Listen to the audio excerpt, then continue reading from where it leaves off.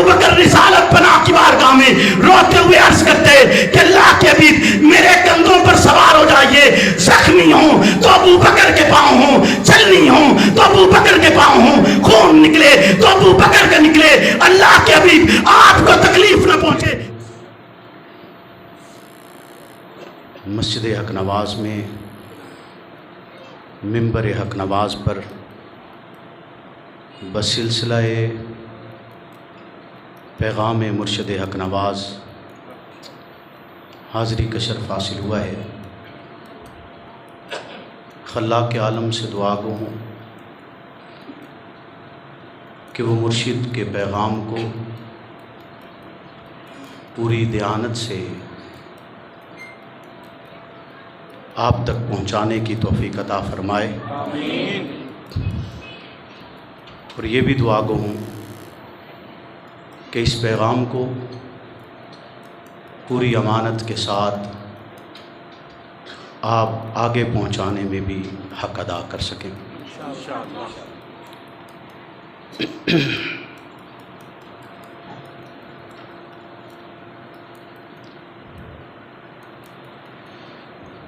استعارہ ایک ایسی اصطلاح ہے کہ جس کی تشریح اس انداز میں کی جاتی ہے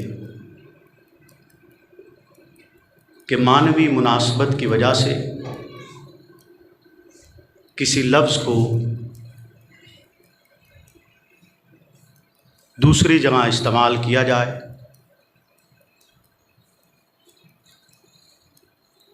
جیسا کہ اولاد کے لیے کبھی لفظ استعمال کیا جاتا ہے کہ میرے چاند، اور جب چاند کہا جاتا ہے تو اس سے مراد اپنا لخت جگر ہے، نہ کہ آسمان پہ چمکتا ہوا چاند مراد ہوتا ہے۔ اور کبھی استعارہ بالکنایہ استعمال ہوتا ہے کہ اس میں مشبہ بہ کا ذکر موجود نہیں ہوتا۔ پہلی شکل میں جس میں استعارہ بالتصریح ہوتا ہے اس میں مشبہ بہ کا ذکر ہوتا ہے کہ جس سے تشبیہ دی جا رہی ہے اس کا ذکر اس میں موجود ہو، جیسے چاند کہا تو چاند کا ذکر موجود ہے۔ اور جب کنایتاً لفظ استعمال کیا جائے تو اس میں مشبہ بہ کا ذکر نہیں ہوتا، جس کے لیے ایک مثال علماء یہ لکھتے ہیں کہ موت کے پنجے، دراصل موت اپنے اندر ایسی شکل اور حیت نہیں رکھتی کہ جس کو پنجے کے ساتھ تشبیہ دی جائے، لیکن یہاں پر پنجے سے مراد آپ عقاب کے پنجے سمجھ سکتے ہیں، اور یہاں پر اس کی تشریح یا اس کی تطبیق بطور کنایہ اس کو موت کے ساتھ ملا کر ذکر کیا جا رہا ہے۔ اسی طرح مصور پاکستان ڈاکٹر علامہ محمد اقبال نے، جنہوں نے پاکستان کا خواب دیکھا اور اس حیثیت سے آپ ان کو نہ صرف اپنا محسن سمجھتے ہیں بلکہ تقریباً ان کی زندگی سے آپ کو واقفیت بھی حاصل ہے، وہ رسالت پناہ کے ایک عظیم غزوہ کا تذکرہ کرتے ہوئے اشعار کی شکل میں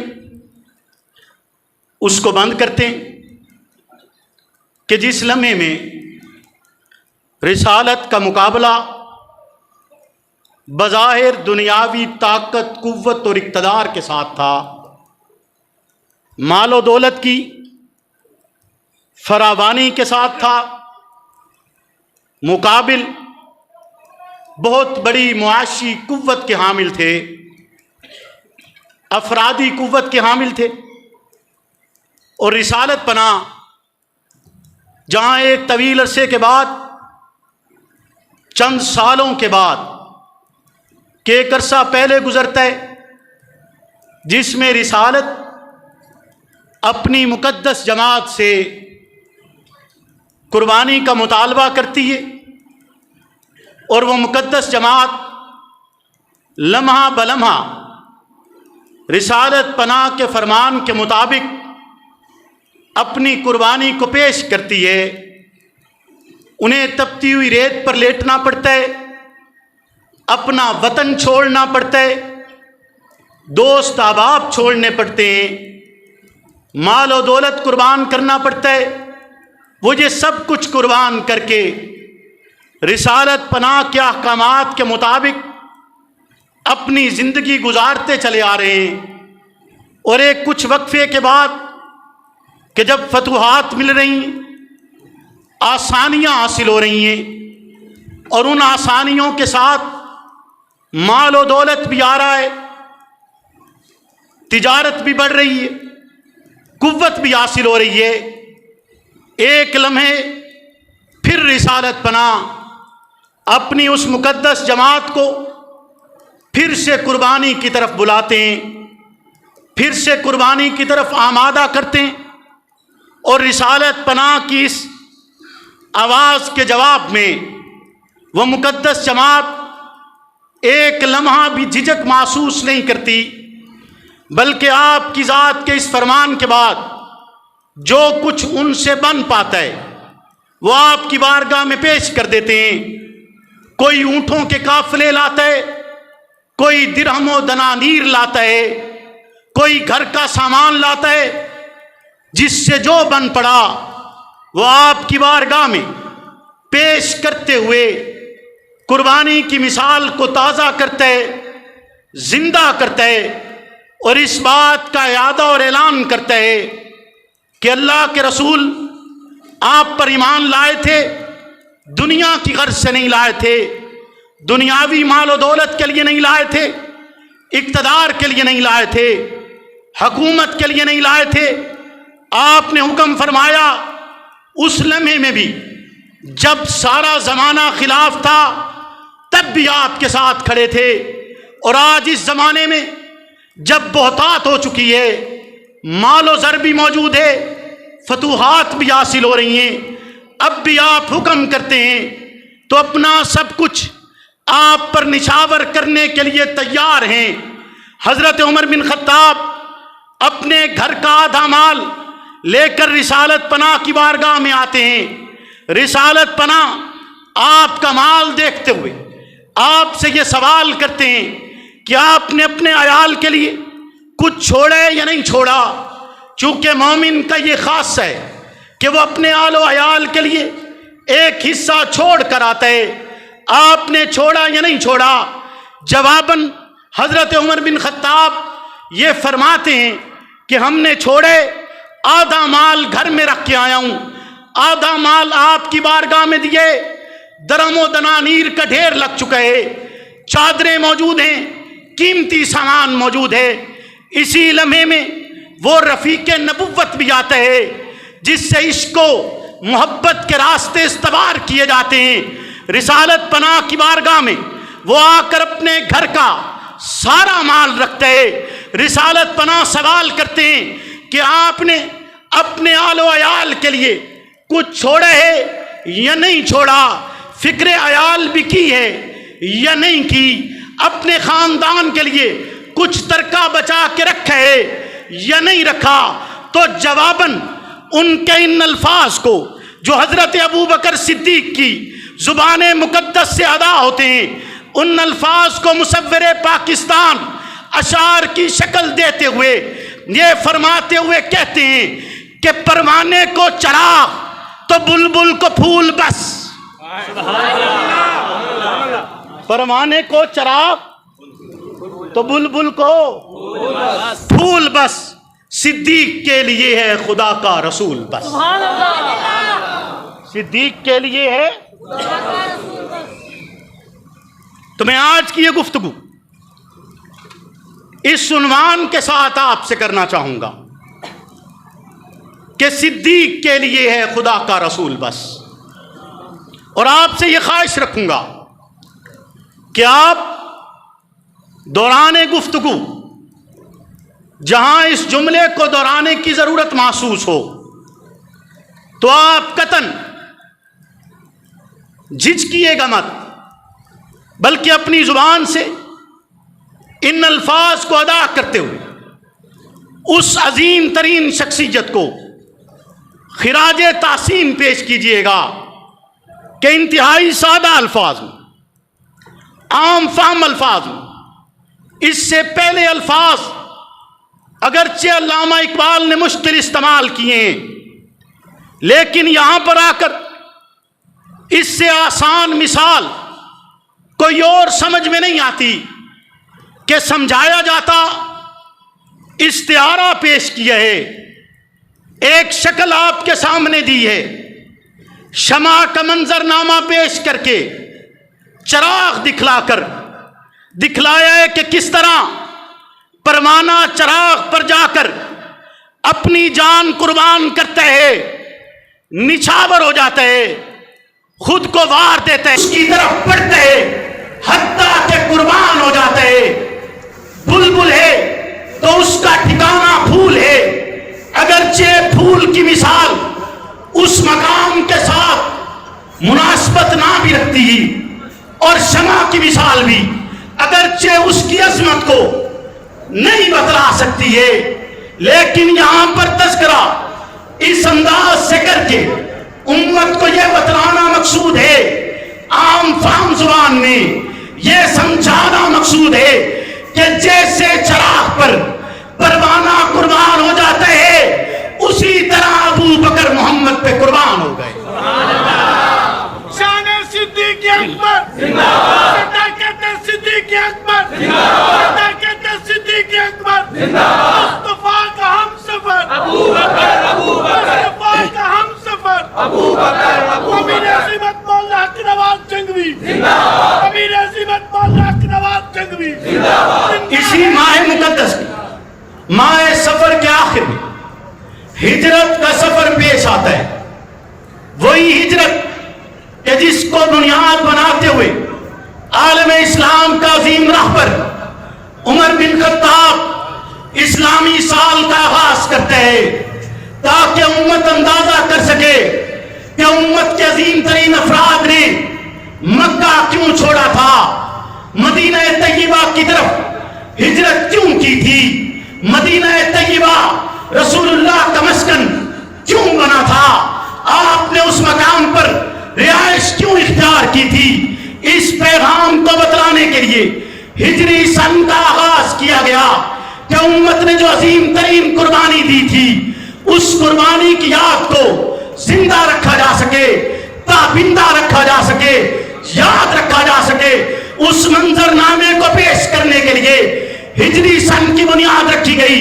ہجرت کا وہ منظر جس منظر میں رسالت بنا اپنے رفیق کے ہمراہ ہجرت اختیار کرتے ہیں، مکہ سے مدینہ کی طرف جاتے ہیں، راستہ کٹھن ہے، مشکل ہے، قاتل آپ کے پیچھے لگے ہوئے ہیں، رکاوٹیں راستے میں کھڑی ہیں، آپ پر انعامات لگائے جا رہے ہیں کہ جو شخص آپ کو پکڑ کر لائے گا اس کو اتنے اونٹ دیے جائیں گے، اتنے انعامات دیے جائیں گے۔ طرح طرح کی مشکلات کے باوجود ابو بکر وہ تنہا شخصیت ہے جو محمد رسول اللہ کے ہمراہ اس کٹھن سفر کو اختیار کرتی ہے، نہ جان کی پرواہ کرتے، نہ مال کی پرواہ کرتے، نہ اولاد کی پرواہ کرتے، نہ اپنے گھر بار کی پرواہ کرتے، حتیٰ کہ نابینا والد گھر میں چھوڑ کر محمد رسول اللہ کے ہمراہ مکہ سے مدینہ ہجرت کرتے، کیونکہ صدیق کے لیے خدا کا رسول بس۔ بولیے نا، آپ بھی بولیے ایک دفعہ، ایسے نہیں ایسے نہیں، سبحان اللہ نہیں کہنا۔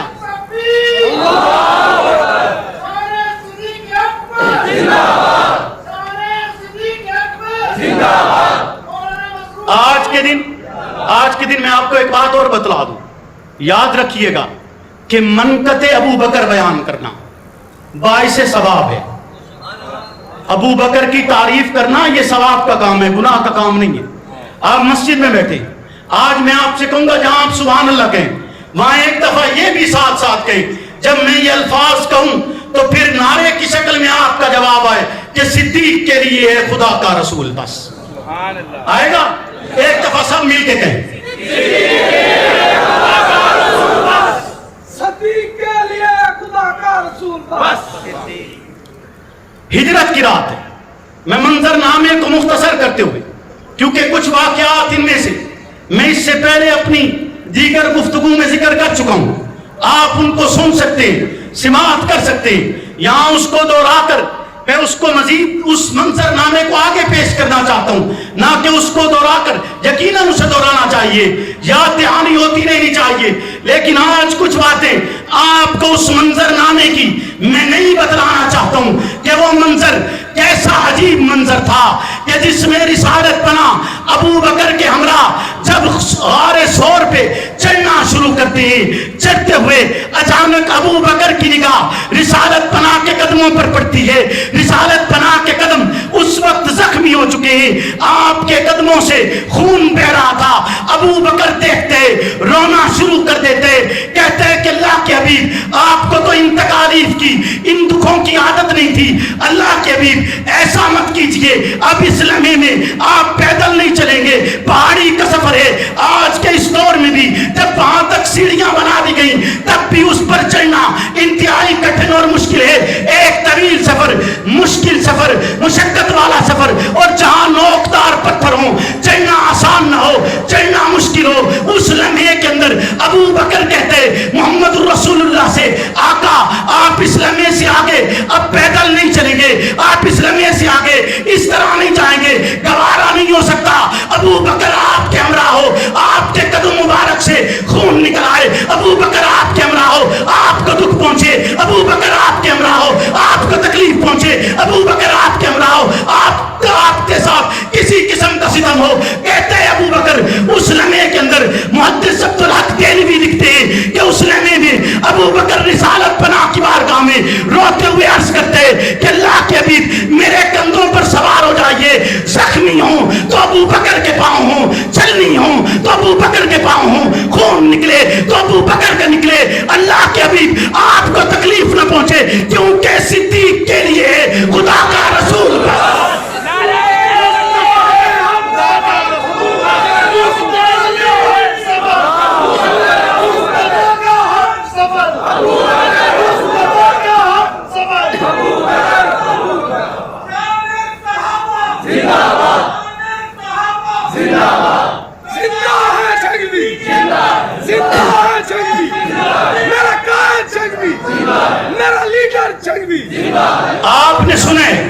آپ نے سنے کہ جس لمحے میں سرکار غار کے دروازے تک پہنچنے کے بعد ابو بکر آپ سے کہتے ہیں کہ اللہ کے حبیب ٹھہر جائیے، پہلے میں غار میں داخل ہوتا ہوں. ابو بکر غار میں داخل ہوتا ہے، اپنی چادر اتارتے ہیں، چادر کے ٹکڑے کرتے ہیں، ہر ایک سوراخ بند کرتے ہیں. یہ آپ نے پہلے سنا ہے کہ نہیں سنا؟ بولیے نا، سنے. لیکن آپ کو پتہ ہے کہ ابو بکر کی وہ چادر قیمتی کتنی تھی، اس کی مالکیت کیا تھی، اس کی اس زمانے میں قیمت کیا تھی. آج کے زمانے میں بھی ایسی چادر بادشاہوں کے نصیب میں آتی ہے جیسی چادر اس لمحے میں ابو بکر نے اپنے سر پر، اپنے سینے پر لی ہوئی تھی. وہ اپنی چادر اتارتے، اپنا لباس اتارتے، بدن کی چادر اتار کر اس کے ٹکڑے کرتے. وہ چادر 200 درہم کی تھی اور 200 ہی سوراخ، 201 سوراخ اس لمحے میں اس غار کے تھے. ابو بکر چادر کے ٹکڑے کرتے، 200 ٹکڑے کرنے کے بعد 200 سوراخ بند کرتے. جو سوراخ باقی بچتے اپنی چادر قربان کر چھوڑی، بدن کا لباس قربان کیے، قیمتی چادر قربان کیے، مال دولت کی پرواہ نہیں کی. حتیٰ کہ ابو بکر باقی بچتے ہوئے سوراخ پر اپنی ایڑی رکھتے، جان نچھاور کرتے ہوئے رسالت پناہ سے کہتے اب تشریف لائیے، کیونکہ صدیق کے لیے ہے خدا کا رسول.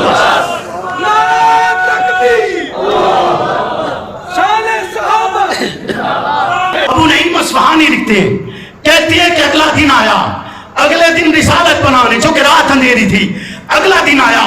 حضور پوچھتے ہیں ابو بکر بتلائیے آپ کی بدن کی چادر کہاں ہے؟ کل 2 چادریں تھیں، آج ایک ہے، آج صرف تہمت باقی ہے، بدن کی چادر موجود نہیں ہے، کہاں گئی؟ ابو بکر جواباً کہتے اللہ کے حبیب رات میں جب बहुत मौजूद थे, कीड़े मकोड़े बहुत थे, आपको तकलीफ पहुंच सकती थी। मैंने चादर के टुकड़े किए, उनके सुराख बंद किए। अबू बकर की ये बात सुनकर रिसालत पर इरशाद फरमाते, अल्लाह से दुआ करते, अल्लाह से दुआ करते हुए कहते हैं, अल्लाह जब जन्नत में मेरा घर बने, मेरे घर के सामने अबू बकर का घर बनाइएगा।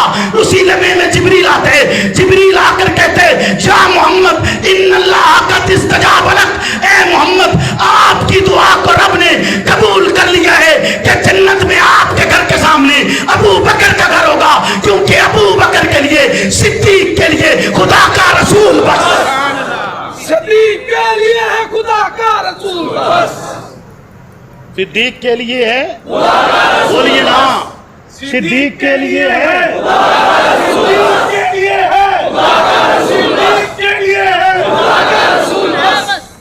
अगला सफर शुरू हुआ।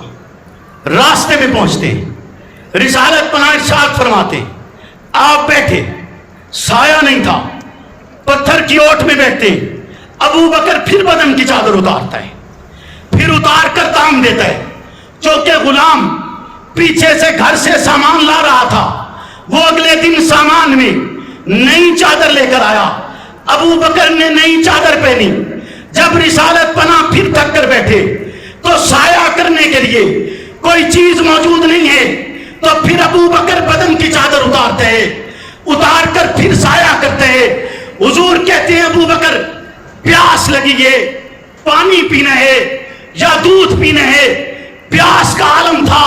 अबू बकर अपने गुलाम से कहते, आमिर बिन फुहैरा जाइए, जाकर बकरी का दूध धोकर लाइए, लेकिन ऐसे नहीं लाना, पहले जाकर बकरी के थन छाड़ने हैं। बकरी के थन छाड़ने के बाद तूने अपने हाथ छाड़ने हैं, यानी पहले उसे साफ करने हैं, फिर हाथों को साफ करने हैं, फिर दूध धोकर यहां पर लेकर आना है। आमिर बिन फुहैरा जाते हैं, दूध धोते हैं, लेकर आते हैं, रिसालत पनाह उसे नौश फरमाते हैं। जब आप सैर होकर पी लेते तो उस वक्त अबू बकर कहते, अबू बकर ने दूध पिया नहीं है, लाने वाला अबू बकर का गुलाम है। जिस बकरी का आया वो बकरी अबू बकर की है, दूध जो आया वो दूध अबू बकर के है, लेकिन पीने वाला अबू बकर नहीं है, बल्कि पीने वाले मोहम्मद रसूलुल्लाह हैं। आप पीते, जवाब अबू बकर कहते, जब रिसालत पनाह कहती, हाँ मेरी प्यास बुझ गई। अबू बकर कहते, मेरे दिल को ठंडक पहुंची, मेरे दिल को सुकून पहुंचा, मेरे दिल को फराग पहुंची। आपकी प्यास बुझी है, अबू बकर को चैन आता है। आपकी प्यास बुझती है, अबू बकर को करार आता है। आपकी प्यास बुझती है, अबू बकर को राहत आती है। आपकी प्यास बुझती है, अबू बकर सुकून हासिल करते हैं, क्योंकि सिद्दीक के लिए है खुदा का रसूल बस, सिद्दीक के लिए है खुदा का रसूल बस। रुबाया जिसने अपना घर अबू बकर, अबू बकर, रुबाया जिसने अपना घर अबू बकर, है जगते जिसके अर्श पर अबू बकर, कौन किसका, क्यों नहीं? क्योंकि सिद्दीक के लिए है, बोलिए ना, सिद्दीक के लिए है खुदा का रसूल बस, कि शमा पे परवाना कुर्बान होता है। ऐसे ही हर लम्हे में अबू बकर, बोलिए ना, कुबा की वादी आई, उस लम्हे में भी अबू बकर ने बदन की चादर उतार दी, फिर साया तान दिया। आगे चलते हुए बात को मुख्तसर करते हैं, मुख्तसर करें, बोले ना। सच में आपको बताऊं, दो शख्सियात ऐसी हैं जिनको अगर सही माने में समझ लिया जाए, सही माने में समझ लिया जाए, आप सही तरीके से इस्लाम पर गामजन हो सकते हैं। एक शख्सियत अबू बकर सिद्दीक की है, दूसरी शख्सियत हुसैन इब्न अली की है। आप ये दोनों मंजरनामे समझ लीजिए, किरदार और हकीकत समझ लीजिए, यकीन मानिए आप गुमराह नहीं होंगे, भटकेंगे नहीं, आपका रास्ता गलत नहीं होगा। आपको कोई ऐसा शख्स गुमराह नहीं कर सकेगा जो फितने पर आमादा है, शर पर आमादा है, फसाद पर आमादा है। वो आपको गुमराह नहीं कर सकेगा कि अगर आपने इन दो शख्सियत को समझ लिया। लेकिन मैं सिर्फ एक शख्सियत पे बात करूंगा, आज दूसरी पर नहीं। और फिर इंशाअल्लाह जब वक्त मिला तो उस दूसरी शख्सियत पर भी आपसे एक तफसीली गुफ्तगू करेंगे। آپ نے تاریخ کا ایک پہلو دیکھا ہے، دوسرا بھی دیکھنا چاہیے. بولیے نا. تاریخ بغداد میں خطیب بغدادی لکھتا ہے کہ حضرت جابر سے روایت ہے، سرکار دو عالم صلی اللہ علیہ وسلم فرماتے ہیں، ایک دن مسجد میں کھڑے ہو کر آپ فرماتے ہیں ابھی ایک ایسا شخص آئے گا، ابھی ایک ایسا شخص آئے گا جسے اللہ نے محمد کے بعد سب سے اعلیٰ اور عرفہ بنایا ہے. ایسا شخص آئے گا جس کی شفاعت قیامت کے دن انبیاء کی شفاعت کے برابر ہوگی، جس کی سفارش کو اس لمحے میں رب کی بارگاہ میں انبیاء کی سفارش کے برابر قبول کیا جائے گا. وہ بھی آئے گا، وہ جنتی جماعت، جنتی بزرگوں کا سردار ہے، وہ آئے گا. لوگ دیکھتے ہیں کہ کون ہے آخر ایسا جو داخل ہوگا مسجد میں، جس کو اللہ نے محمد کے بعد سب سے اعلیٰ بنائے، محمد کے بعد سب سے عرفہ بنائے، محمد کے بعد سب سے عظیم بنائے، محمد کے بعد سب سے بلند بنائے. کون ہے ایسا؟ اسی لمحے میں مسجد نبوی کے دروازے سے ابو بکر صدیق داخل ہوتے. جب آپ داخل ہوئے، رسالت بنا اٹھتے ہیں، ابو بکر کو سینے سے لگاتے ہیں، ماتھے پر بوسہ دیتے ہیں اور اپنی بغل میں پکڑ لیتے ہیں. کچھ دیر اس طرح پکڑے رکھتے ہیں جیسے محبت کا اظہار کیا جاتا ہے، پیار کا اظہار کیا جاتا ہے. جو کہ رسالت بنا جانتے ہیں صدیق کے لیے ہے، صدیق کے لیے ہے. بولیے نا. صدیق کے لیے ہے. خدا کا رسول بس بدر کا میدان ہے، بیٹا سامنے آیا عبد الرحمن بن ابی بکر، آپ سے کہتے ہیں اس وقت ایمان نہیں لائے تھے، بعد میں ایمان لائے. ایمان لانے کے بعد کہتے ہیں ابا جی جب بدر کے میدان میں آپ سامنے آتے تھے کئی مرتبہ ایسا ہوا میری تلوار کی زد میں آپ کا وجود تھا، میری تلوار کی زد میں آپ کی گردن تھی، میری تلوار کی زد میں آپ آ رہے تھے، لیکن میں نے آپ کو اپنا والد سمجھتے ہوئے آپ پر تلوار کو بلند نہیں کیا، آپ کے بدن کو نہیں کاٹا، آپ کی گردن پر حملہ آور نہیں ہوا. جواب ابو بکر صدیق کہتے عبد الرحمن کاش اس لمحے میں تو ابو بکر کی تلوار کے نیچے آیا ہوتا تو ابو بکر محمد عربی کے مقابلے میں یہ گوارا کبھی نہ کرتا کہ تو اس کا بیٹا ہے، اس کا لگتے جگر ہے، اس کا لال ہے. ابو بکر کہتے ہیں کہ میری تلوار ہوتی اور تیرا سر تن سے جدا کر دیا جاتا، کیونکہ صدیق کے لیے ہے. خدا کا رسول بس علی المرتضیٰ کہتے ہیں کہ میں نے ابو بکر سے زیادہ بہادر کوئی نہیں دیکھا. لوگ کہتے ہیں علی آپ سے بہادر کوئی نہیں، لوگ کہتے ہیں آپ سے بہترین کوئی نہیں، لوگ کہتے ہیں علی آپ سے بڑا شجاع کوئی نہیں، لوگ کہتے ہیں آپ سے بڑا جرأت مند کوئی نہیں، لوگ کہتے ہیں علی آپ کو محمد عربی نے شیر خدا کا لقب دیا تھا، آپ کی بہادری کی بدولت دیا تھا. جواب علی المرتضیٰ کہتے ہیں کہ میں نے جو بہادر دیکھا اس بہادر کو ابو بکر کہتے ہیں. ابو بکر سے بڑھ کر کسی کی جرأت نہیں دیکھی، ابو بکر سے بڑھ کر کسی کی بہادری نہیں دیکھی، ابو بکر سے بڑھ کر کسی کی قوت نہیں دیکھی. کہ جس لمحے میں بدر کا میدان تھا آواز لگتی ہے کون ایسا فرد ہے جو اس لمحے کے اندر محمد عربی کے دفاع کے لیے کھڑا ہوگا، آپ کی حفاظت کرے گا. کیونکہ کفر جب حملہ آور ہوگا تو وہ محمد عربی کی ذات بابرکات پہ حملہ آور ہوگا. کون ہے جو اس لمحے میں کھڑا ہو کر محمد عربی کا دفاع کرے گا؟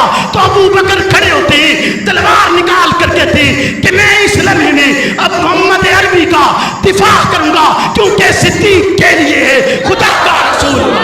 صدیق کے لیے ہے، صدیق کے لیے ہے، صدیق کے لیے ہے، صدیق کے لیے ہے. بولیے نا. صدیق کے لیے ہے خدا کا اونچا اونچا اونچا. خدا کا رسول میں تو انہیں یاد کرانا ہے بھائی جان، صدیق کے لیے، میں تو انہیں یاد کرانا ہے. صدیق کے لیے، صدیق کے لیے. ایک دن حضور بولیے نا بیمار ہو گئے، ابو بکر آئے، آپ کو دیکھا برداشت نہیں ہوا، ابو بکر بھی بیمار ہو گئے. جب حضور صحت یاب ہوئے ابو بکر کے گھر گئے، جا کر ابو بکر کو دیکھا. لمحے بھر کا منظر دیکھنا ہے، لمحے بھر کا، بولو نا. ایسے جیسے برق پلٹتا ہے، کتاب کھولو تو ہوا چلے، نہیں سمجھے؟ کتاب کھولو اور ہوا چلے اور ورق پلٹے. ایک ہے آپ ہاتھ سے پلٹے, ایک ہے ہوا چلے اور بولیے نا ہوا چلے اور کتنی تیزی سے پلٹتے ہیں صفحے, بولیے نا تیزی سے پلٹتے ہیں نا, کہ جب مدعا سامنے آ جائے پھر ورق پلٹنے میں دیر نہیں لگتی, پھر طبیعت کے بحال ہونے میں, کیونکہ صدیق کے لیے ہے. حضور کو دیکھا لمحے بھر میں ابو بکر شفا یاب ہوا, لمحے بھر میں چہرے پہ رونق پلٹ آئی, لمحے بھر میں ابو بکر کا چہرہ چمکدار ہو گیا, لمحے بھر میں مسکراہٹ ہونٹوں پہ آ گئی, لمحے بھر میں آنکھوں میں روشنی بھر گئی, لمحے بھر میں قرار آ گیا. ابو بکر حضور کو دیکھتا ہے, مسکراتا ہے. آقا پوچھتے ہیں کیسے ہو؟ وہ کہتا ہے آپ کی نگاہ ہے ہی شفا, آپ کی نگاہ, اور اس کے لیے تو ہے نا کہ جس کے لیے خدا کا رسول, بولیے جس کے لیے خدا کا رسول. بس حضرت ابو بکر بیمار ہو گئے مرض الموت میں. اس سے قبل جب رسالت پناہ اس دنیا سے رخصت ہوئے, رخصت ہونے کے بعد آپ کے اس دنیا سے جانے کے بعد آپ کے گھر کا منظر یہ ہے کہ چند درہم و دینار کچھ تھوڑا سا حصہ پڑا ہے, اور اپنی زوجہ محترمہ سے کہتے اسی زوجہ کو جس کے بستر پر قرآن اترتا ہے, اسی زوجہ کو جس کا چبایا ہوا سواک نبوت کرتی ہے, کہ نبوت اپنے آخری لمحے میں بھی مسواک کر کے امت کو مسواک کی سنت دے رہی ہے, اور اس سنت کا پیغام مومنوں کی وہ ماں عطا کر رہی ہے کہ وہ ماں جس کا نکاح جب باپ کر رہا ہے تو باپ کو پتہ ہے کہ اس کا بیٹا نہیں پیدا ہونا, اس کو اولاد نہیں ملنی. کیوں؟ کیونکہ قرآن کا فرمان ہے ما کان محمد ابا احد من رجالکم, محمد مردوں میں سے کسی کے باپ نہیں ہے.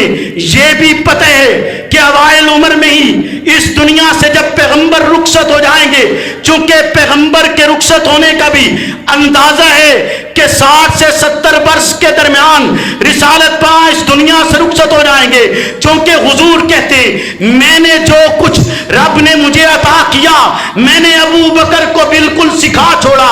تو ابو بکر کو یہ بھی پتہ ہے کہ آپ نے رخصت ہو جانا ہے, یہ بھی پتہ ہے کہ بیٹی کا اولاد نہیں ملنی, یہ بھی پتہ ہے کہ بیوگی کا زمانہ بہت طویل ہے, یہ بھی پتہ ہے کہ آگے شادی بھی نہیں ہوگی, یہ بھی پتہ ہے کہ رسالت پناہ کی زوجیت میں ساری زندگی گزر جائے گی, یہ بھی پتہ ہے کہ امت کی مائیں بن جائیں گی, یہ بھی پتہ ہے کہ اس کے بعد کی زندگی ہو سکتا ہے کٹھن اور تلخ ہو, لیکن باپ اپنی لخت جگر کی قربانی دیتے.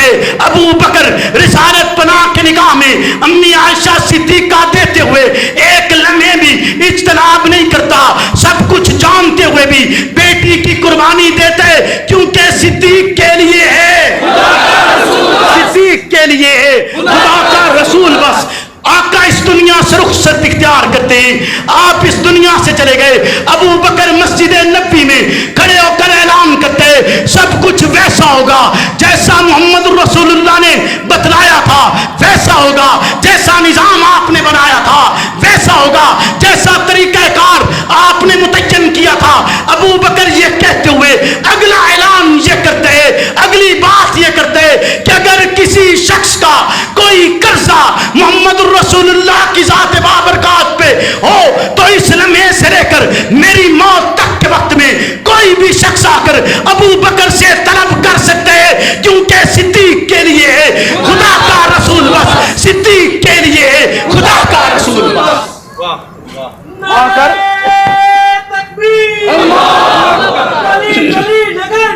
ابو بکر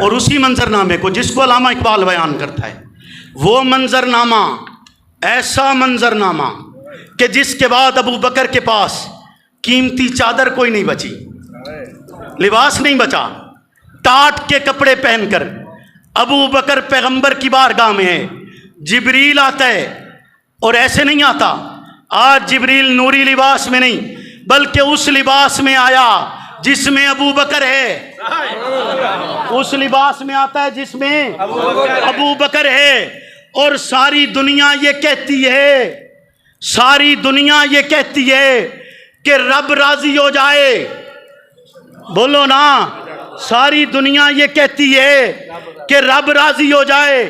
جبریل آ کر کہتا ہے کہ آقا ابو بکر سے پوچھئے، اللہ پوچھتے ہیں ابو بکر رب پہ راضی ہے، ابو بکر رب پہ راضی ہے؟ تو ابو بکر کہتا ہے، ایک دفعہ نہیں کہتا، 3 مرتبہ کہتا ہے، اے میرے اللہ کیوں نہیں، میں آپ پر راضی ہوں، اے اللہ میرے کیوں نہیں، میں آپ پر راضی ہوں، اے میرے اللہ کیوں نہیں، میں آپ پر راضی ہوں، کہ جس سے آ کر فرشتے سوال کرتے ہیں، رب کا پیغام لاتے ہیں کہ رب پوچھ رہا ہے ابو بکر تو رب تے راضی ہیں کیونکہ صدیق کے لیے ہے، مرض الموت ہے، کے لیے ہے خدا کا رسول بس، صدیق کے لیے ہے خدا کا رسول بس، صدیق کے لیے ہے خدا کا رسول بس۔ حضرت عمر کو فکر لاحق ہوتی ہے، فکر لاحق ہوئی، فکر لاحق ہوتے ہوئے حضرت عمر ایک حکیم لے کر آتے ہیں، حکیم لے کر آئے، وہ آ کر حضرت ابو بکر کے پاس بیٹھتا ہے، پاس بیٹھ کر نبض پکڑتا ہے، نبض پکڑ کر مرض بتلاتا ہے۔ آئے توجہ ہے، بولو نا، توجہ ہے، سارے جاگتے پہ ہو، ہاتھ کھڑا کر کے دسو جے سارے جاگتے پہ ہو، سارے جاگتے پہ ہو، تم جاگتے ہوتے تو ابو بکر یوں لاوارث نہ ہوتا، کاش تم جاگتے ہوتے۔ تو چلو خیر، آپ کی بات کو مان لیتا ہوں کہ آپ جاگ رہے ہیں، ایسے ہی ہے، جاگ رہے ہیں، مریض کی شفا کے لیے حکیم آیا، بولو نا، وہ گل کوئی آ رہی ہے، کو اتر رہی ہے دل کے نہیں اتر رہی، پکی گل اتر رہی ہے، گل یاد رہے گی کہ نہیں رہے گی، کہ یاد رکھنا ہے، ہاں ہاں یہی یاد رکھنا ہے کہ صدیق کے لیے ہے خدا کا رسول بس۔ حکیم آتا ہے مرض کی تلاش کے لیے، مریض کی نبض پہ ہاتھ رکھتا ہے، مریض کی نبض پہ ہاتھ رکھ کر مرض بتلاتے ہوئے کہتا ہے کہ یار کی جدائی ہے۔ مرض کیا ہے؟ بولیے نا، مرض کیا ہے؟ کہتا ہے یار کی جدائی ہے۔ چھت کی طرف دیکھا جاتا ہے، چھت پر دھوئے کے نشانات، گھر والوں سے پوچھا گیا کیوں ہے؟ کہا جگر جلتا رہا محمد کی جدائی میں، اس لیے چھت پر اس دھوئے کے نشانات تھے، اور حکیم کہتے نبض پکڑ کر کہ جگر ختم ہو گیا، جگر جگری چلا گیا تو جگر ختم ہو چکا ہے، اب یہ مرض شفا یاب نہیں ہو سکتا۔ اس کی شفا تو محمد کی نگاہ میں تھی، اس کی شفا تو آقا کے دیدار میں تھی، اس کی شفا تو رحمت للعالمین تھے، وہ چلے گئے، اب یہ نہیں بچ سکتا، اب اس مرض کی کوئی اور شفا نہیں ہے، کیونکہ صدیق کے لیے ہے خدا کا رسول بس۔ اس لمحے میں ابو بکر کہتے ہیں علی المرتضیٰ کو بلایا جائے، علی المرتضیٰ آتے ہیں، اور اس لمحے میں بھی جب مریض کی شفا کے لیے حکیم لایا جا رہا تھا تو عمر بن خطاب اکیلے نہیں تھے، ساتھ علی المرتضیٰ بھی موجود تھے۔ علی المرتضیٰ کو دوبارہ بلا کر کہا یہ گیا، حضرت ابو بکر کہتے ہیں علی جیسے آپ محمد کے بھائی تھے ویسے آپ میرے بھی بھائی ہیں، جیسے آپ آقا کے بھائی تھے ویسے آپ میرے بھی بھائی ہیں، میں آپ سے درخواست کرتا ہوں انہی ہاتھوں کے ساتھ جن ہاتھوں کے ساتھ آپ نے محمد کو غسل دیا تھا مجھے بھی غسل دیجئے گا، جن ہاتھوں سے آپ نے آقا کو کفن دیا تھا انہی ہاتھوں سے مجھے بھی کفن دیجئے گا، جن ہاتھوں کے ساتھ آپ نے رسالت پناہ کی چارپائی اٹھائی تھی انہی ہاتھوں کے ساتھ میری چارپائی اٹھائیے گا، جن ہاتھوں کے ساتھ آپ نے رسالت پناہ کے بدن اطہر کو قبر میں اتارا تھا، انہی ہاتھوں کے ساتھ میرا بدن بھی لحد میں اتار دیجئے گا، اور اتارنے سے پہلے رسالت پناہ کی اجازت ضرور لیجئے گا، اذن ضرور طلب کیجئے گا۔ اور جب ابو بکر اس دنیا سے رخصت ہو جاتے ہیں، اس لمحے کے اندر جب حضرت علی المرتضیٰ یہ سارا عمل دورا چھوڑتے ہیں، پھر رسالت پناہ کے دربار کے سامنے لا کر، آپ کے حجرہ مبارک کے سامنے لا کر، وہ علی المرتضیٰ ہے جو آواز لگا کر کہتے کہ کیا اجازت ہے دوست کو دوست کے ساتھ ملایا جائے؟ تو جواباً آواز آتی ہے کہ حبیب کو حبیب کے ساتھ ملا دیا جائے، کیونکہ صدیق کے لیے ہے خدا کا رسول۔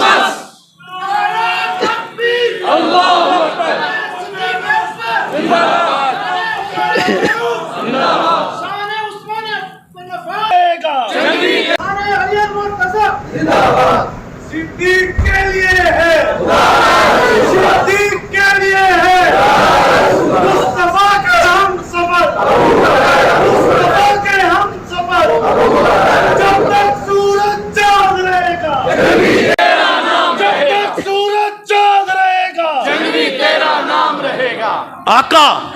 آقا راحت ہیں، آقا راحت ہیں، صدیق بلبل ہے۔ آقا پھول ہیں، صدیق بلبل ہے۔ آپ آقا خوشی ہیں، صدیق بلبل ہے۔ آقا سکون ہے، صدیق بلبل ہے۔ آقا نور ہے، صدیق پروانہ ہے۔ آقا شمع ہے، صدیق پروانہ ہے۔ آقا روشنی ہے، صدیق پروانہ ہے۔ آقا چراغ ہے، صدیق پروانہ ہے۔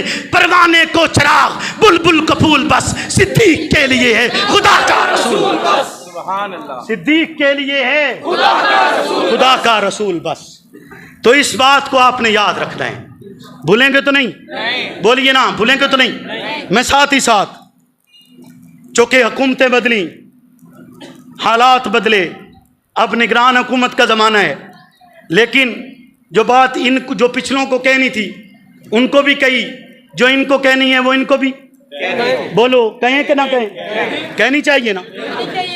ہمارا مطالبہ پہلے بھی وہی تھا، اب بھی وہی ہے کہ جو قوانین بنائے گئے پاکستان کی اقدار کو بچانے کے لیے، اسلام کی اقدار کو بچانے کے لیے، آئین پاکستان کا اور قوانین پاکستان کا تحفظ کیا جائے گا، اور ان کا احترام پاکستان میں بسنے والا ہر ایک فرد کرے گا۔ جو نہیں چاہتا اس قانون اور آئین کو پسند جسے نہیں ہے، وہ چاہے تو کسی اور جگہ اپنا ٹھکانہ کرے، لیکن یہاں رہتے تو پاکستان کے آئین اور قوانین کا احترام کرنا ہوگا۔ ساتھ ہی ساتھ نگران حکومت سے یہ بھی کہنا چاہوں گا کہ آپ کا ٹیسٹ کیس ہے، آپ کچھ وقت کے لیے آئیں، ہو سکتا ہے آپ کا وقت طویل ہو سکتا ہے مختصر ہو، لیکن جتنا لمحہ بھی رب نے آپ کو اس قوت اور اقتدار کا دیا ہے، اس لمحے کا سوال آپ سے بھی کیا جانا ہے، اس لمحے کی پیشی آپ کی بھی ہونی ہے، معاشر میں اس کی بابت آپ سے بھی پوچھا جائے گا۔ لہٰذا بجلی کے بلوں کے حوالے سے ہو، پٹرول کی قیمت کے حوالے سے ہو، مہنگائی کے حوالے سے ہو، ہر قسم کے اضافے کو نہ صرف مسترد کیا جاتا ہے بلکہ یہ مطالبہ کیا جاتا ہے کہ ان میں کمی لائی جائے، عوام کو سکھ کا سانس لینے دیا جائے، ہمیں جینے دیا جائے۔ آپ اس پر اب رب کی بارگاہ میں جواب دے بھی ہیں، اور آپ کو اس میں بہتری بھی، بولیے نا، بہتری لانی ہوگی کہ نہیں لانی ہوگی؟ بہتری لانی ہوگی، اسی نظام کو لے کر چلتے ہوئے، اور اسی بات کے ساتھ میں اپنی بات کو اختتام پذیر کروں گا، وہی کہ جس کے لیے حق نواز قربان ہوا، وہی کہ ابو بکر کا نام لیتے لیتے سب کچھ قربان ہو گیا۔ جی اچھا وہ آپ کر دیجیے گا۔ جس کے لیے ہمارے بڑے قربان ہوئے، وہی پیغام، وہی بات اور وہی آواز اور وہی مقصد، اور یہاں سے آج آپ یاد کر کے جائیں گے، بلکہ دوسرے لفظوں میں وظیفہ لے کر جائیں گے کہ صدیق کے لیے ہے، بولیے نا، صدیق کے لیے ہے خدا کا رسول، بس۔ تو اس ابو بکر کے لیے یہ کہہ کر قربان ہو جائیں گے، فنا فی اللہ کی تہ میں بقا کا راز مجھ میں رہے، جسے مرنا نہیں آتا اسے جینا نہیں آتا۔